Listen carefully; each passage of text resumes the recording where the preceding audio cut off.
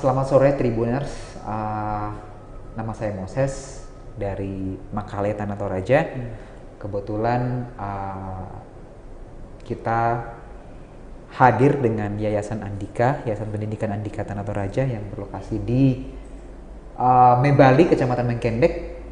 Dan di sana kita punya SMK Andika Mebali yang sudah berdiri sejak tahun 1986. Ya, lulusannya sudah ribuan. Dan kita tetap fokus hadir untuk bisa memberikan layanan yang lebih baik lagi kepada masyarakat, khususnya masyarakat Tanah Toraja. Back into 1986 ya, 1986, pada saat itu di Tanah Toraja ini belum banyak sekolah. Kebetulan Bapak itu sebagai foundernya pada saat itu melihat bahwa banyak anak-anak putus sekolah. Banyak yang putus sekolah dan mereka harus kembali ke kampung untuk bekerja membantu orang tuanya. So ada kerinduan dari founder kami waktu itu untuk bagaimana memutus rantai itu, bagaimana menciptakan suatu kehidupan yang sekiranya bisa lebih baik dari sebelumnya, dan itu bisa diciptakan lewat pendidikan. Oleh karena itu visi dari Andika waktu itu adalah menjadikan lembaga itu sebagai alat untuk menciptakan generasi muda yang lebih baik. Di tahun 1986 itu founder kami dengan beberapa orang mengurus untuk mendirikan yayasan. Ya waktu itu tempatnya belum permanen.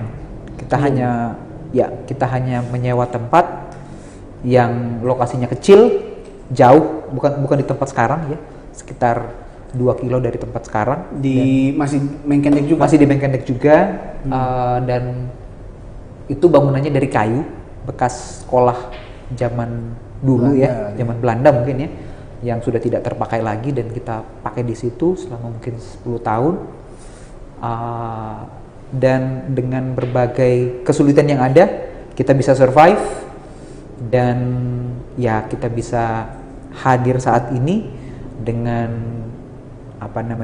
gedung dan juga fasilitas yang lumayan memadailah untuk kita bisa memberikan layanan pendidikan kepada masyarakat Tanah Toraja.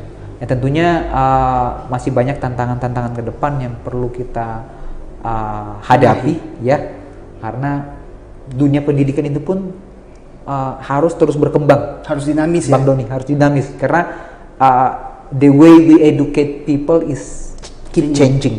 Ya, misalnya sekarang anak-anak itu untuk bisa belajar itu nggak harus pakai buku, belajar dari TikTok. Nah, itu gimana encourage atau mendorong guru-guru supaya bisa beralih dari buku dan papan tulis dan papan tulis masuk ke TikTok. Nah, itu juga menjadi challenge berat buat kita. Karena mau nggak mau kita harus ke sana, karena dunia digital sekarang ini seperti podcast yang kita lakukan sekarang ini bisa menjadi sarana pendidikan juga. Tidak hanya dari buku dan juga dari ruang kelas. No, it's not.